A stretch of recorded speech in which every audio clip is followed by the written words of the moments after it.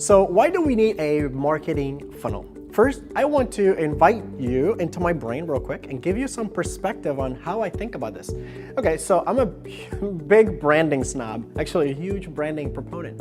And by branding, I mean actually taking the time and dollars to work with a consultant or a firm that truly knows what they're doing. This is serious work, and there are not many of these folks out in the entrepreneurial or small business world that truly love the art and science of branding. So why do I tell you this? Well, I believe good branding shortens your sales cycle. Yes, good branding will create a perception in your prospects and consumers' senses that will incite an emotion and will move them to action. Whether the action is to engage with you and purchase your products and services or go away immediately. Either way, we can polarize them through branding. So good branding speaks for you, and exceptionally good branding polarizes, like I said. It takes the incorrect prospect away from you, which is good for business because we don't really want to deal with customers that are the wrong fit for us. These customers often spend the least amount of money and complain the most. Not worth it.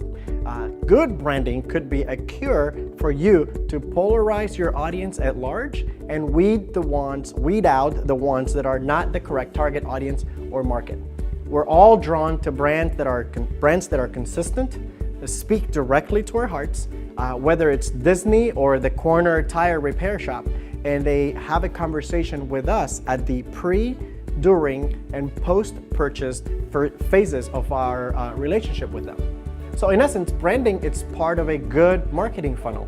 Now, I know I'm gonna get some flack for this comment, and that's okay. I wanna read your comment anyways and continue the conversation because this is a very important topic in small business, especially in the modern, hyper-fragmented consumer world we live in right now, where people's attention span is eroding at a very rapid rate.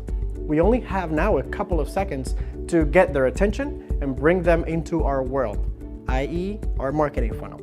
And branding is a key ingredient in helping us gain that eroding attention span back and turning eyeballs towards us and our products and services. Now, with that said, why do you need a marketing funnel? The simple answer is because people love a good journey, an experience worth talking about to their friends and family. Now, let's break this down to street level, so I like to say. So let's use a good example to illustrate the point. Our case study today is Nordstrom, the fashion retailer. Okay, so I like Nordstrom. I don't always like their prices, but something keeps me coming back. You know, that's pretty interesting. Well, it all starts with the discovery of the store first, right? So while I was in the Marine Corps flying fighter jets, I didn't have time to shop, nor did I really care much about it. But once I left the military, I discovered that I loved Nordstrom for some strange reason. I thought it was clean, it was organized, they were hyper responsive, like literally their customer service phone lines were always picked up by a real human within 1 to 2 rings. It's amazing. And they gave me a bunch of benefits that I wasn't expecting at all. So they even have a sister store called the Nordstrom Rack that it gives us an option to buy lower priced items, but of the same quality of the main store. So, okay, cool so far. So what's the journey with them? All right, so why is it so appealing and even addictively intoxicating at times to go to Nordstrom? Well, they have exceptional branding, which involves having a laser-focused target audience, a pitch-perfect messaging at all times, and they create an emotion for me that compels me to buy. That's the branding side. But what's the funnel? It's simple. First, you become aware of the existence of the store through either word of mouth or some of the direct mail pieces they send you, their ads, maybe curiosity, or just serendipity, walking at the mall. So in essence, it all starts either through their targeting efforts or just by luck. Then you come into the store and you look around. It's not cheap, but it's not uber expensive either. It's right at the edge of what I consider good value for me personally. Then you walk around the store and everything is well lit, it's spacious, it's easy to navigate, and there are tons of associates at the ready to help you find what you're looking for and making sure that you're happy. So far, super cool. Then you pick up a couple of pieces and you go into the fitting room. While you're there, you notice that you need some help. Someone is almost magically appear, they're ready to help you in making sure that you're happy. Okay, so then you exit, you look around some more, you feel pretty good about yourself being at the store, and then you proceed to the cashier. At this point in time, you're still at the very entry level of the marketing funnel. You are at the big, if this is a funnel right here, you would be at the very wide, the big wide mouth part of the funnel, believe it or not. You're about to convert a sale for them, but that's not what Nordstrom wants. They want you to become cozy with Nordstrom and become a loyal fan that comes back time and time again and you go tell your friends about it. So this is what happens. They know you are mesmerized at this point in time with the selection, the service, the value, and the store appeal.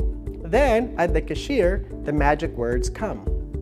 Do you have a Nordstrom card, sir? I'm sorry, what? Do you have a Nordstrom card? And of course, you're probably gonna say no. And you're probably gonna add to that, I'm good, thanks, I don't need it.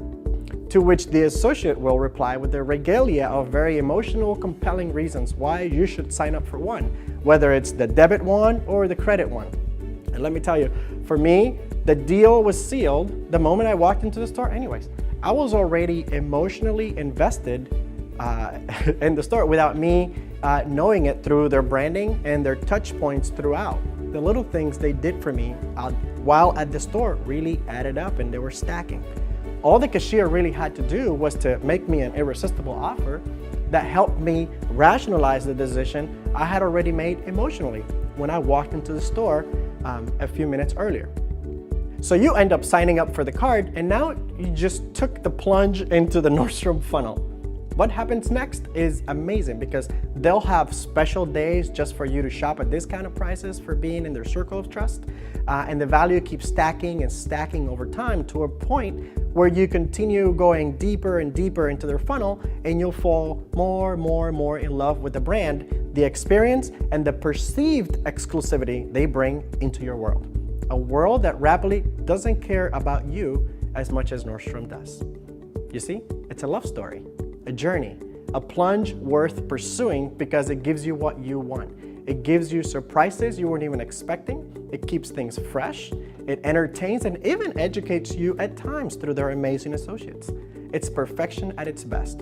Now, we're not Nordstrom, but we don't really want to be either. Our small businesses are no different. Remember, the widget doesn't matter. It's the principle and the concepts that are important. So we could take a piece from Nordstrom, modify it, and apply it to our business. But why is this important? Well, because the two elements that resonate throughout this mini case study we just did, it's branding and the customer journey, are pieces that I see missing in most small businesses I come in contact with, big or small, actually. It takes effort to create what Nordstrom has, and I mean it metaphorically, but once we decide to create compelling branding and create a journey worth experiencing for our customers, whether it's online or offline, then you'll start experiencing a whole new level of engagement from your customers that will truly surprise you, and more importantly, will bring fresh revenue into your storefront. So sit with this for a while, give it some thought, and let me know your thoughts. All right, my friends, that's it for today. I hope you liked it and let me hear from you. Until I see you again, remember to live with intensity and shine your brightest today. Like what you got here today? Visit us at formulaica.com. And don't forget to subscribe, like us, leave us a review, and share this message with all your friends. Check out the rest of our episodes where we will always share simple, brief, and actionable tips on the topics of technology, operations, and marketing for your small business. Thank you for tuning in, and we look forward to sharing some more time with you again soon.